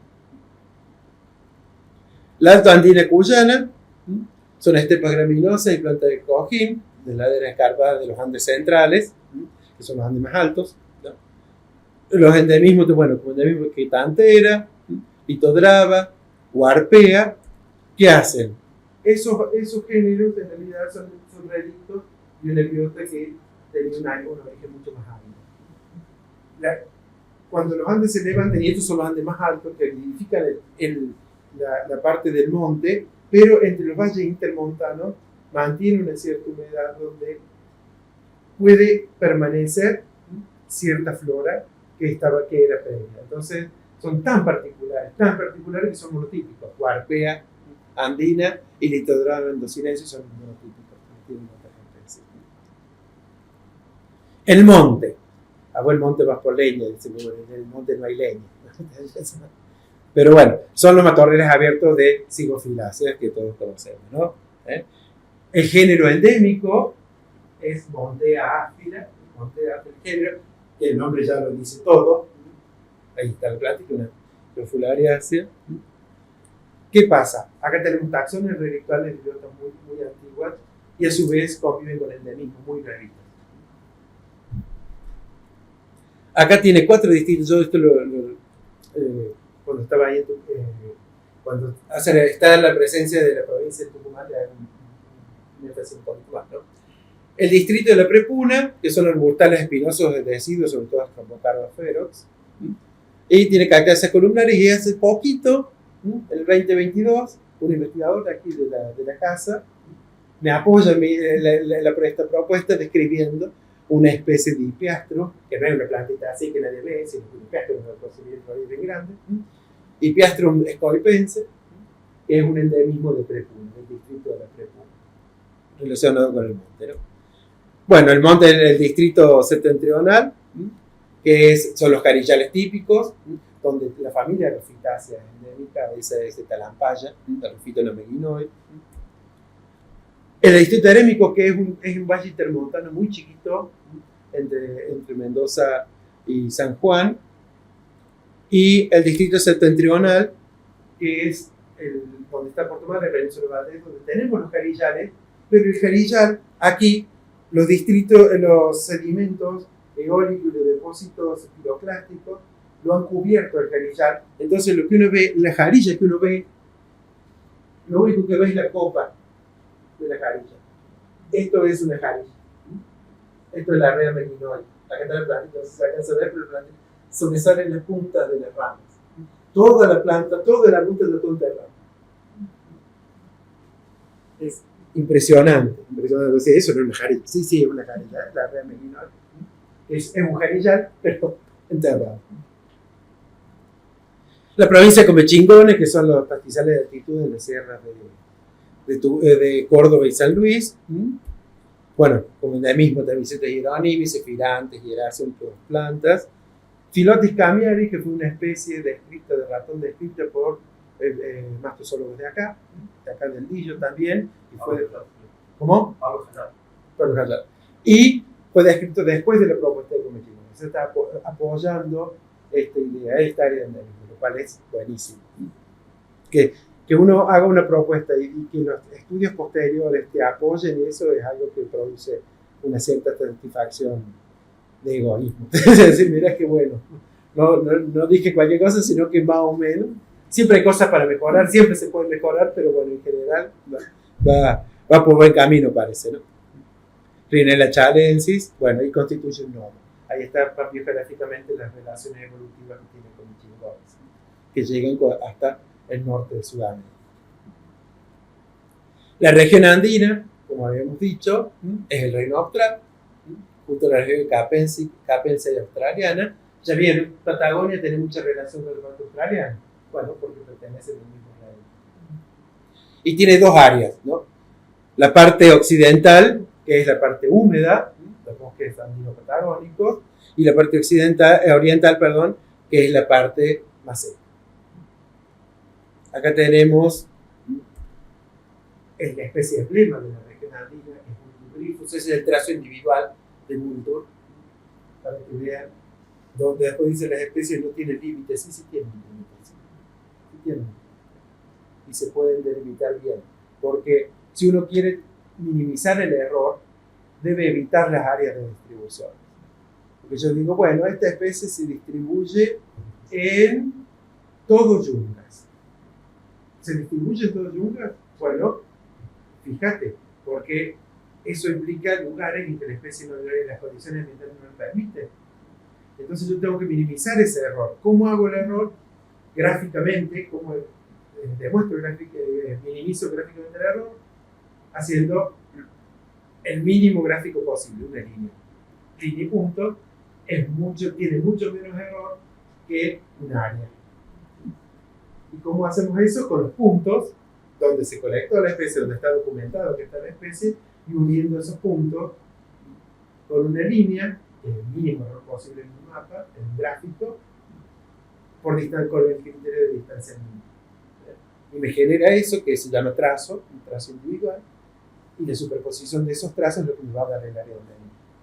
Eso es biogeografía que es propuesta por Grasa. ¿Se da acá en el Lillo? Bien, yo lo doy en tercero ahí. Pero no tengo biogeografía, entonces lo tengo en botánica, entonces lo tengo que meter. Esta región andina, bueno, tenía ambiente mucho más cálido y como había selvas. Había selvas que por el mismo, cuando empezó a fragmentarse, empezó a aridificarse. Se aridifica cada vez más, y se sigue aridificando cada vez más. Uno comete el error de hablar siempre pasado, pero tiene que tener en cuenta de que el proceso continúa y encima lo estamos ayudando con el cambio climático. Ese es el efecto que después vamos a hablar. Entonces se reemplazaron estas floras hiperhúmedas tropicales, selvas, por bosques de Nothofagus y Araucaria, y esa edificación como sigue continua, se perdieron esos bosques, quedaron relegados al sector occidental y queda toda la parte árida de la meseta patagónica. La provincia patagónica, bueno, que es la más grande que tiene Argentina, son todos suelos muy pobres y de naturaleza siempre volcánica. siempre volcánicos. O sea que si quedaba algo de algo en algún lugar húmedo de la biota tropical antigua, los volcanes se encargaron de hacerlo borrar, ¿no? Y quedaron los fósiles. Bueno, hay géneros. Pentacanta, que es el género de una solanácea endémica de Patagónica, Useniela también. Y bueno, es tan grande que hay 5 subprovincias, pero no lo vamos a mencionar porque se me aburren mucho. La provincia de Maule, que es la mayor superficie de Chile, pero ahora nosotros la tenemos en la cordillera de Neuquén. Son bosques tradicionales con la especie endémica, emblema de Araucaria araucana, y es un centro de convergencia biótica. Ahí confluyen muchas biotas de las otras áreas de la región andina, sobre todo de la subregión antártica. El bosque valdiviano, que son los bosques húmedos de notofagos, para hablarlo así, uno lo conocía como bosques húmedos de notofagos, donde ahí mismo tenemos Megalastum espectabile, un bicho monstruosamente grande. Ya el nombre da idea de lo que es la planta. El envés es blanco, entonces uno lo ve y le brilla así cuando lo ve en el sotobosque de la Patagonia. Hermoso. Si tienen que ir a algún lugar de vacaciones a pasear por la naturaleza, vayan al bosque valdiviano, que es imperdible. Y acá, trabajos posteriores a esta propuesta, me dicen el género Raukagua, que es una área, y Mycenia interrupta, que viene se puso muy contenta cuando le mostré un nombre. Y toda la funga de líquenes foliosos de los bosques, de estos bosques, tienen relación directa con Nueva Zelanda. Un bosque de la selva valdiviana, del bosque valdiviano, o selva valdiviana, no tiene nada que ver con una selva de lluvias, sino que es neozelandesa. Directamente, y está hecho con tomogramas moleculares. Es trabajos muy mal vistos de líquenes y sobre todo estos linajes. El bosque magallánico, que es la parte sur de ese bosque, pero ya es sérico, son bosques séricos de Notophagus, donde mismo tenemos Typhasium gallan, una hericófita y una conífera de Lepidoptamnus. Y está, bueno, relacionado al provincial magallánico, el bosque valdiviano y las Islas Malvinas. Estas Islas Malvinas. Las Islas Malvinas, aunque ustedes no me crean, no me crean a mí, si no vayan a indagar un poquito más en la bibliografía, son pastizales de Tepetunda, como lo vemos ahí, estaba ubicada en la costa este de Sudáfrica. Y cuando se empezó a fragmentar, cuando van a moverse las placas tectónicas, se acomodó en la posición actual.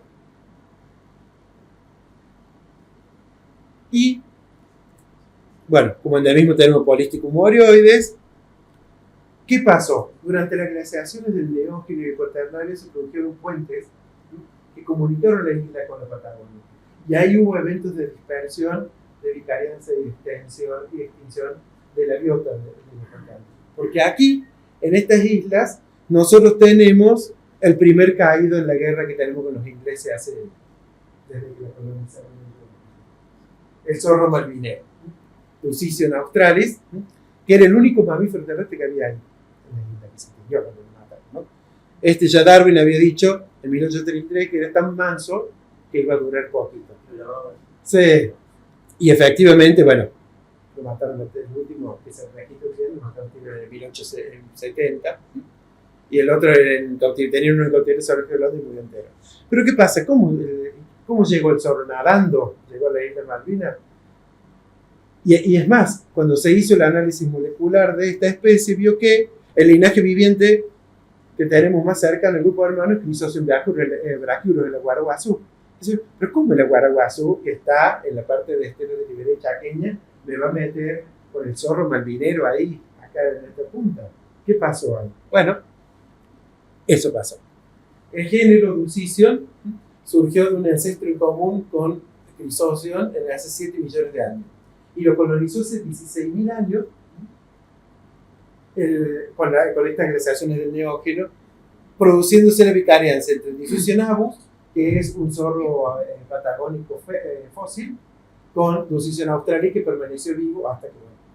De hecho, Diffusion avus convivió con el hombre, ¿no? Convivió con el... Sí, llegó a convivir con el hombre. Sí. Pero ya está extinto. Está extinto, ¿no? Sí.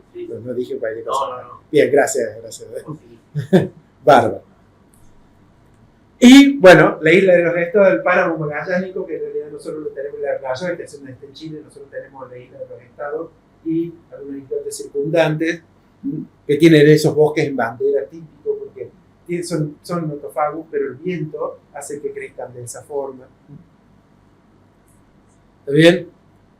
Bueno, como género, como endemismo, no te puedes quejar, David, me he esmerado a brotes marcarme con los mamíferos, porque si no después me dicen, los amigos me dicen que aburro con las plantas, sobre todo con los helechos, pero bueno. ¿Está bien? Y Teluro es un turculiónido, está relacionado con la provincia del bosque magallánico y las Islas Malvinas. Bueno, más o menos hicimos un viajecito por todo lo que tenemos en Argentina y lo privilegiado que somos nosotros, ¿no? Con toda esta información que parece una monstruosidad, nosotros vemos esta diversidad que vuelvo a insistir, es la propiedad emergente que está expresando los cambios y el endemismo que yo veo en determinada área. Nosotros nunca tenemos que perder de vista que siempre el conocimiento es incompleto. Siempre. Eso lo tenemos que tener cada vez que vamos al campo y salimos al campo y vamos a mirar. El conocimiento que tenemos es terriblemente incompleto, por el solo hecho de la capacidad humana. Y ni hablar de la capacidad, sobre todo nosotros, la capacidad de fondos para el estudio. Hablemos de la capacidad humana nomás de estudiarlo, ¿no? Entonces, tenemos que tener en cuenta que siempre trabajamos con datos incompletos. Entonces, fíjense, vamos de ese lugar, siempre se puede mejorar más, porque siempre estamos trabajando con estos datos incompletos, ¿no? ¿Qué hacen? Tenemos que reconocer esas lagunas en el conocimiento. De esto no sabemos nada. Sabemos que está, fue descriptada, pero no tenemos idea. Una especie de leche descripta en 1907, recién ahora, gracias a dos amigas, estamos viendo cómo es anatómicamente. 1907, 2023. Imagínense, tenemos que tener siempre eso clarito. ¿Por qué? Porque si no, nos va a comprometer la capacidad que tenemos, porque si damos todo por sentado que está todo hecho, no vamos a poder hacer predicciones acerca de los cambios que estamos produciendo en el planeta. Y encima, peor, vamos a identificar erróneamente los procesos ecológicos y evolutivos. Y podemos hacer, sobre que no tenemos un mango, perdón, ¿no? Hay pocos recursos, hay pocos recursos, lo vamos a hacer con un uso ineficiente. Entonces, siempre tenemos que tener en claro esto. ¿Por qué? Determinar las especies, por ejemplo, los taxónomos, los patrones de distribución y las causas del trabajo básico y biólogo, ¿no? Provee base para el estudio de la biodiversidad, de la base elemental. Y ahí entendemos los efectos del cambio global y las estrategias de conservación. Entonces, este conocimiento sintético de síntesis, taxonómicamente el nombre científico sintetiza toda la información, ya lo dijo Linneo, nomina sinesis peritur cognitio rerum. Si yo ignoro el nombre, ignoro todo del libro. Si yo ignoro el nombre del área donde estoy, el nombre taxonómico, con todo el trasfondo, voy a ignorar la síntesis y toda la información que yo tengo. Entonces, integrando este conocimiento de biodiversidad, que es la forma, el espacio donde está, la ubicación, el origen y la vinculación en el tiempo, me va a permitir documentar el carácter espacio-temporal de estas biomas y definir lo que realmente es un ambiente natural, que era lo que hablábamos al principio del título de la charla. Es decir, ¿qué es un ambiente natural? Es la integración de todo esto. Es el carácter espacio-temporal de las biotas, del área, no, de la geobiota endémica. Ya me equivoqué, me deben poner biota endémica, geobiota endémica, geobiota monofilética. Eso es. ¿Por qué? ¿Por qué? ¿Por qué es importante esto? Porque yo digo, no, pero yo tengo que conservar esto. ¿Por qué? ¿Por qué es más importante una selva que un cultivo de caña de azúcar? Ay, porque son lindos los bichitos, las plantitas, las cosas. ¿Eso, en realidad? No. El siglo XXI, y no nos olvidemos, se lo conoce como el ciclo de la biología. ¿Por qué? Porque nosotros tenemos un éxito inmenso, tenemos todo el paraguas de la teoría evolutiva, del proceso evolutivo. Que si prestaron atención, estuve hablando del proceso evolutivo toda la charla, que a veces lo obviamos, y no lo tenemos nunca que obviar. Nosotros, fíjense que en este momento la sociedad nunca tuvo mayor necesidad de los conocimientos biológicos como ahora. Alimentar toda la población que tenemos, preservar los ecosistemas de biodiversidad, porque tenemos un de personas, otras cuestiones, y curación y prevención de enfermedades. Ni hablar, ya vemos, todos sabemos todo, desde el COVID, dengue. ¿Qué necesita eso? El conocimiento biológico. No es otra cosa. La síntesis de todo ese conocimiento biológico. ¿Está bien? Y la interacción que los biólogos estamos dispuestos a hacer con el resto de la sociedad. Ellos necesitan del conocimiento que estamos generando nosotros como profesionales, ¿no? Estamos hablando de la profesión de la biología. ¿Para qué? Tenemos que promover las mejoras, los cambios e innovación en el medio natural, en el entorno natural, los ambientes naturales, pero en el tecnológico y el social. Nunca fue tan importante la teoría evolutiva, sobre todo ahora, para la justicia penal. Nada que ver con la biología, parecería. Y en realidad es tan importante, ya la justicia penal, por ejemplo, los fallos de la justicia penal ya deben de nosotros, con el conocimiento de la identidad. Y eso lo estamos viendo. Y eso es producto del proceso evolutivo. Porque ahí vamos a entender cómo funcionamos e interactuamos.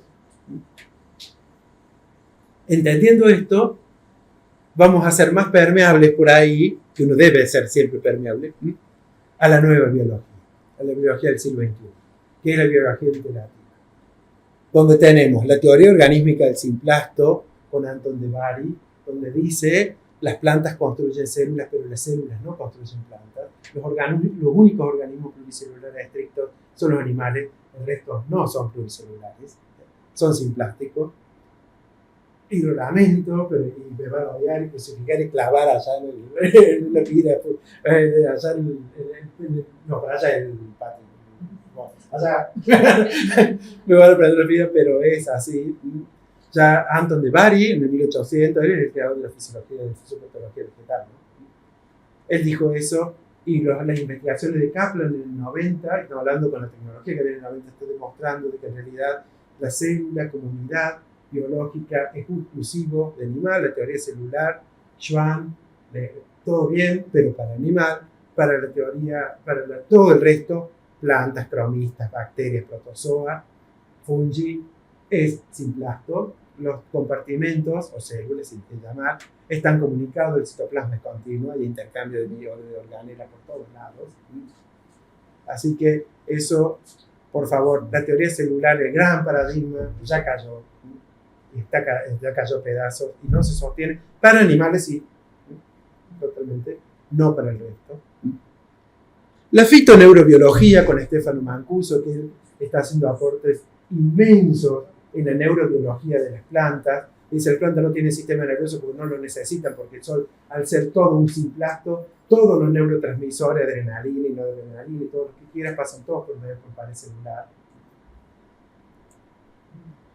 El proceso de endosimbiosis con Margulis, que es un poco más conocido, una de las grandes mentes de la biología del siglo XX, Margulis, que ella ya dijo, la gran visión de Darwin no está equivocada, solo incompleta, no todo es lucha, sino el cooperativismo es fundamental, que eso fue soportado en la parte ambiental con la teoría Gaia de Lovelock, que falleció hace poquito, y ahora la antítesis de la teoría Gaia, que es la hipótesis Medea, que la produjo un paleontólogo, que es interesantísimo y les recomiendo que lean el libro, donde la vida, él dice que el proceso de vida, la propiedad emergente, es autodestructiva. Un paleontólogo. Está buenísimo el libro, está muy interesante para empezar a reflexionar un poquito. Y la biografía evolutiva, por todo lo que estoy mencionando recién, cuyo mentor es de Juanjo Morrone, que es un investigador que está en México, en la UNAM, pero él es argentino, él trabajó en la Universidad de La Plata. ¿Y para qué? para trabajar sobre 4 desafíos. Desarrollar sustentablemente producciones, mantener las funciones del ecosistema de biodiversidad, ampliar fuentes alternativas de energía sustentable y comprendernos que somos parte de un sistema mayor. Somos un sistema, pero parte de un sistema mayor. Entonces le vamos a hacer caso a don Atahualpa Yupanqui, que es el que dijo que para que vive sin ver, la tierra es tierra nomás, nada le dice la pampa, ni el arroyo, ni el sauce. Muchas gracias. Ahora también un poco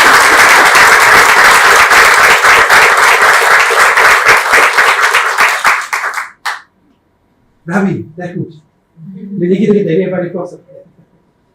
Sí, más que de nada la primera parte, ¿no? Hay una cuestión que siempre me llamó la atención, que es el tema de los procesos de dispersión de estos, tanto flora como fauna, de ambientes áridos. Hablo del intercambio biótico entre las Américas, Sí. A través de lo que es el centroamericano, el biopleistoceno. Hay un trabajo hecho sobre mamíferos,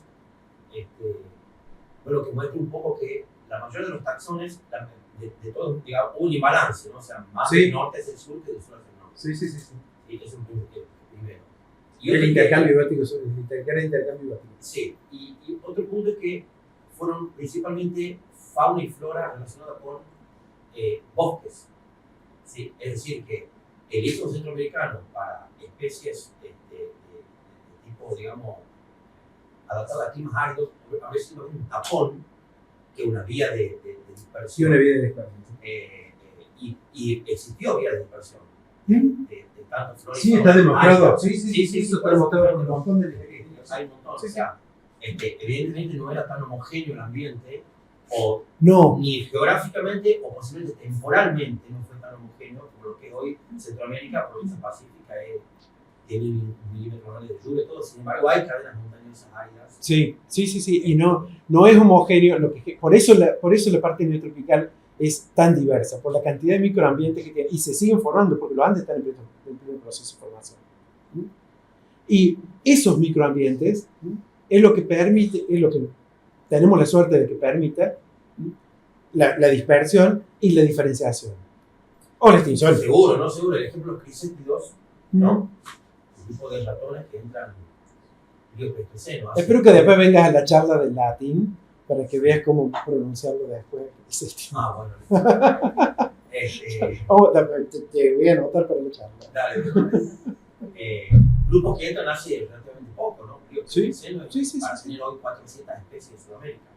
Una explosión, y entran justamente por lo que es cadena andina, ¿no? La cadena andina. Los grupos más basales son los de zonas áridas. ¿Y sabes por qué? Porque estaba todo el Peba o Pebla, era la gran cuenca centrooceánica metida en lo que era ahora el Amazonas. Claro. Eso es una barrera impresionante. Claro. Entonces, ¿qué hacían? Se iban por la parte alta.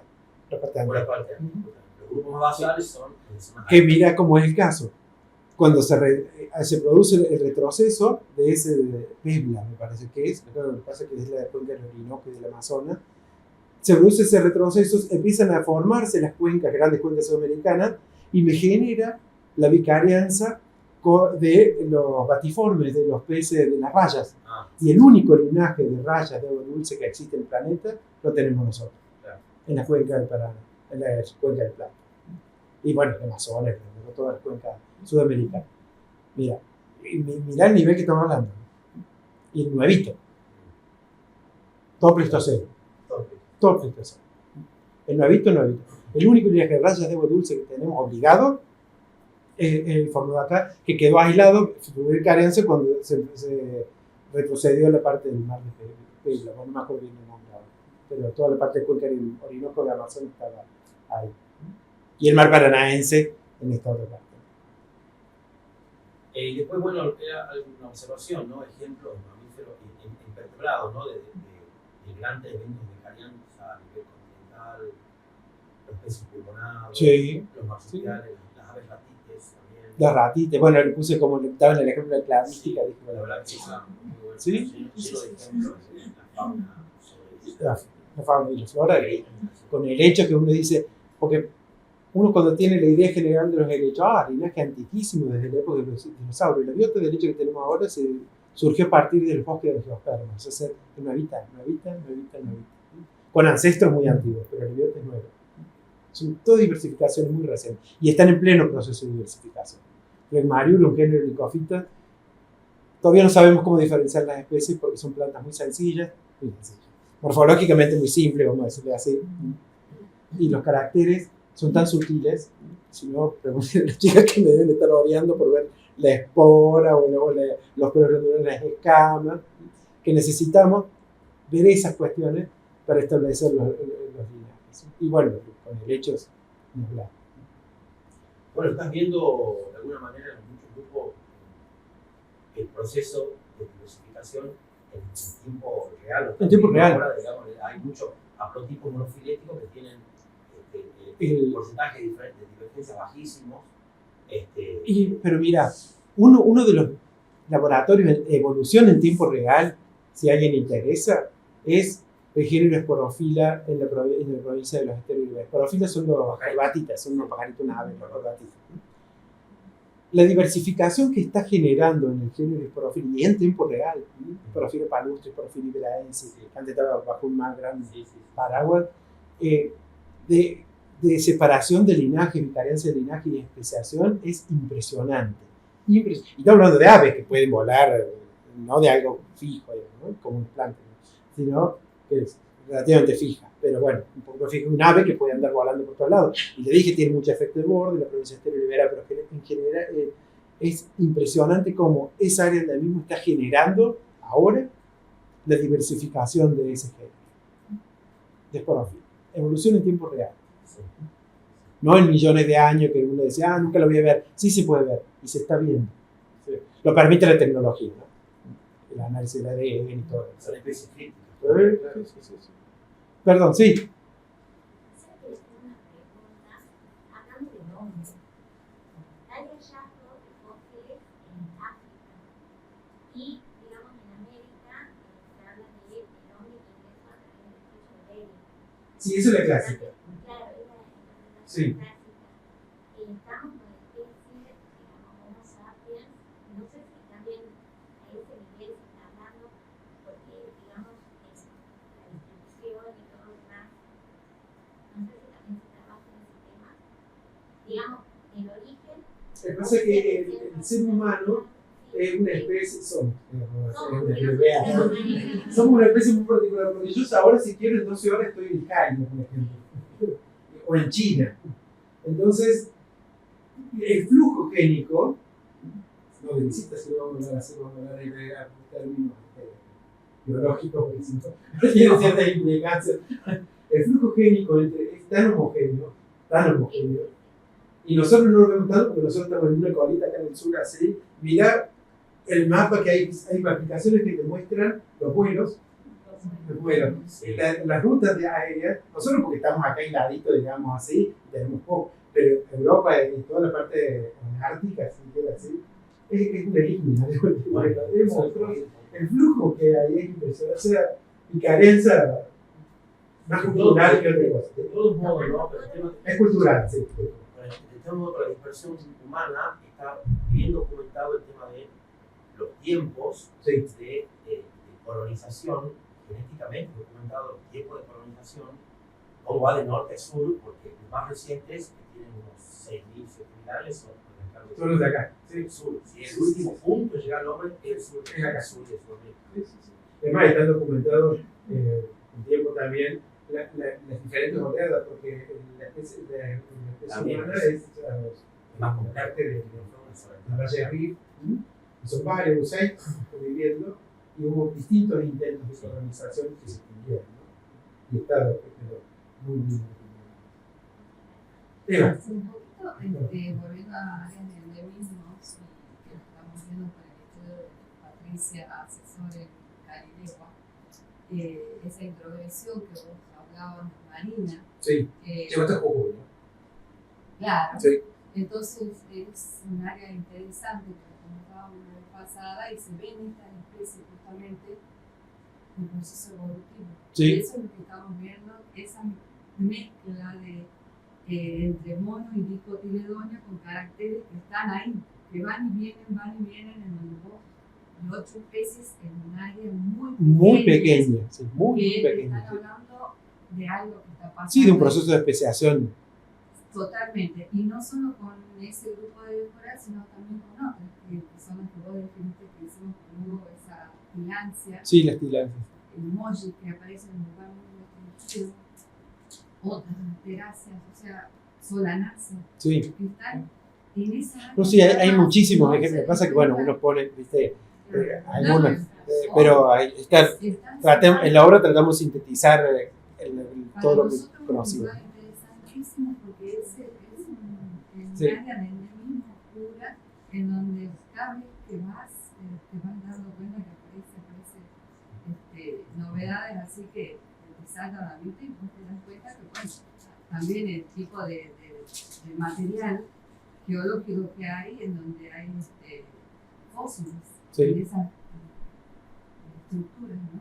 Sí, sí, ahí se sabe que el mar paranaense lleva hasta ahí por fósiles, precisamente, Claro. moluscos fósiles que están ahí. Sí, sí, sí. Así que te Sí. marca perfectamente el centro de esa marina Sí. y las características del área. Buenísimo. Muy bueno. Sí, Una Sí. cosita corta. Pero que se corta. Hay no, yo soy algo- muy charleta, sé que no hay problema. No, hay una cosa, yo creo, vale, en mi humilde conocimiento, que es muy importante tener en cuenta que es la presión antrópica.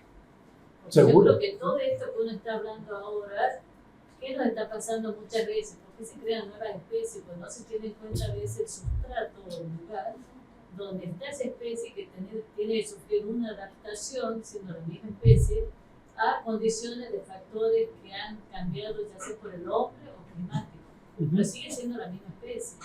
Entonces muchas veces se da más de un nombre, ¿sí?, a una entidad debido a que no se tiene en cuenta el sustrato y el lugar donde está la especie y por qué más allá. Pero seguro, es lo que ¿no es hablamos, cierto? por eso hablamos Entonces, de. por eso Sí, hay que tener totalmente de mucho acuerdo cuidado con. Sí, totalmente de con acuerdo. el tema, porque muchas veces se ven las plantitas, pero no están teniendo en cuenta el suelo. Por Y eso hablamos de están haciendo geobiota. una modificación siendo la misma planta. Exactamente, Y vos es me lo estás. mismo que nos pasa a nosotros con las algas, Sí. si vos no tenés en cuenta el cuerpo de agua en el que está. Me decían, esta alguita es una cosa y aquella en un agua limpia es otra y no Sí, es lo sí. mismo. Hay una adaptación, o lo que se veía muy comúnmente en los, no sé si en los pececitos, que a veces tienen la boca más, o así, torcida o algo, y son variaciones únicamente porque es un agua contaminado o no. Claro, sí. ¿No es cierto? Por Entonces, eso creo es- que todas esas cosas son importantes en tener en cuenta para no ser uno un fabricante, bueno, perdón que yo hablo así tan libremente, ¿no? pero fabricante de especies. Es que ¿no? por eso son geobiotas, por eso nosotros le decimos geobiotas. ¿sí? Ajá. Por eso es geobiota. No únicamente Porque el yo creo que hoy en organismo. día eso está siendo muy fuerte y a mí me parte el alma. Uno creció de chica viendo Tarzán y viendo una selva en África divina y ven ahora que los pobres elefantes existen porque tienen alguna reserva y hay alguien que se compadece de ellos. Entonces, lamentablemente también hay cambios de zonas y de animales Ah, seguro. que ya no tiene que venir un cambio climático atroz, sino lo mismo lo está haciendo. Por eso es uno de los grandes desafíos que tenemos, ver cómo hacemos para combinar el desarrollo y que sea sustentable. Y uno en Tafí del Valle observa, yo me acuerdo que además lo he visto yo mismo, a Jimmy Powell sacando el megaterio, Sí. de Tafí. Entonces vos después cuando ves lo que era la vegetación que tenía un megaterio en esa época, y el Tafí de ahora que está lleno de pinos y cosas, pero justo por el nombre, no porque sean así. ¿no? Sí, sí, seguro. Entonces te admira también esos cambios que a veces uno no los tiene en cuenta y que son tan importantes, ¿no? Y eso es toda una rama que es la biología y la conservación Claro, y la especie invasora. claro, yo en concreto mi observación o comentario era que siempre hay que tener en cuenta el sustrato porque en el caso del agua, que en base a ella en consecuencia que es lo que uno encuentra. No es al revés. La planta o el organismo se adapta, sí, pero es porque lo otro ocasiona la adaptación. Y por eso la biodiversidad es la propiedad emergente. Claro, Tal perfecto. cual. Sí, bárbaro, ahorita apoyo mejor con algas. Yo digo, sí. No sé si alguien más. Yo quería Sí, perdón. Muy linda la charla, súper interesante. Bueno, muchas gracias. Muchas gracias. Así un poco más la mente, que a veces nos ajustamos a patrones con lo que nos hemos formado. Yo estudio, hago sistemática de lepidópteros y quería comentar ahí en el bosque andino patagónico tenemos 11 géneros, tenemos grupos, ya estoy pensando en un colega que estudia el mismo grupo que yo, son los geométridos, donde las larvitas medidoras. Sí. Bueno, hay 11 géneros y en particular hay una tribu que la restringimos ahí, a los bosques patagónicos. ¿Sí? Ah, mira qué bueno. Sí. Qué bueno. Qué Pero de bueno. pronto nos aparece un taxón en Bolivia. Lo mismo que las corceas. Exactamente. Lo mismo que las corceas. Exactamente. Muy probablemente le haya pasado lo mismo. Exactamente. Y bueno, habría que estudiar ese camino Sí. o simplemente esa O la extinción intermedia, ¿no?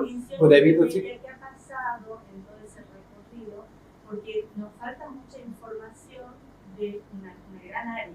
Claro. Toda la parte catamarca, de la Rioja, de toda la parte cuyana, no la tenemos. Mira. Entonces, ese espacio, esa ausencia, bueno, habría que ver qué ha pasado, y mucho más porque los lepidópteros están sumamente, o sea, están estrechamente asociados a la flora. Claro. Y en particular, los geométridos se alimentan de árboles, de follaje de El árboles, follaje de árbol. no de arbustos, no de herbáceas. Así que bueno, hay tanto para ver y para estudiar No, buenísimo. y hacer esa correlación, ¿no? Estudiar en conjunto. Por eso, bueno, agradecida de... Bueno, muchísimas gracias. Muchas gracias por compartir esa de los geométricos, porque está bueno, está apoyando. Nunca hicieron las cosas, o sea, de aracnitis, probablemente tengan lo mismo y pertenezcan al mismo idiota. Pero bueno, ahí tenés ustedes para indagar un poco. Buenísimo. Vieron lo que le decía, los datos que siempre manejamos siempre son incompletos. Siempre. Por más que parezca que tiene absolutamente todo. Y además por algo también que dicen, por algo van cambiando los conceptos, es porque son todos ganados por el hombre mismo. Uno mismo debilita las cosas y después cambia la cabeza, la idea, se comprueba lo que sea, se van a cambiar las ideas. Sí. Entonces también O no, es, porque por ahí no nos gustan mucho los cambios por ahí. Entonces, Sí, sí. ¿cómo? Ah, sí. Pero bueno, pero viene de empezar, propone y son propuestas. Uno ve, la acepta o no de acuerdo a las pruebas y la evidencia que ustedes. Muchas gracias, Marcelo. Bueno, muchas gracias. No, gracias a ustedes. Muchas gracias.